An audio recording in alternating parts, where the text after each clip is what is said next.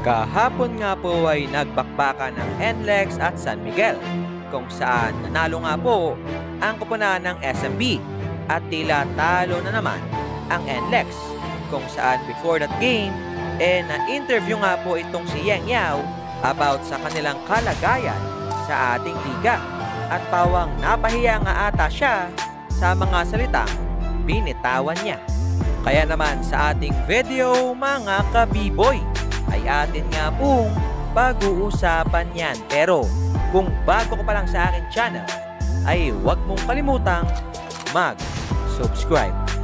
Kahapon nga po ay natalo ang NLEX sa San Miguel sa score na 121-111, kung kaya't bumagsak nga po sila sa standing na 2 wins and 5 losses.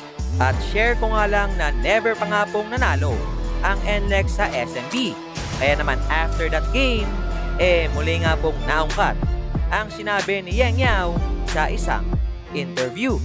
They were in good shape actually.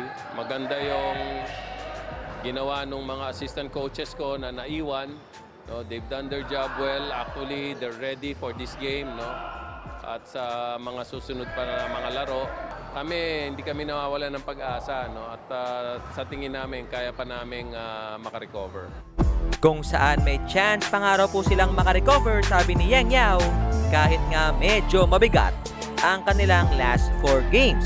Kaya naman ating pakaabangan ng next 4 games na yan kung makaka-recover ba ang NLEX o kung mapapahiya na ng tuluyan nitong si Coach Yeng Yao. Kaya naman yon, hanggang dito na lang at che. Maraming salamat sa inyong pagsubaybayan. Once again, this is me, Bob GameStyle TV, saying bye-bye.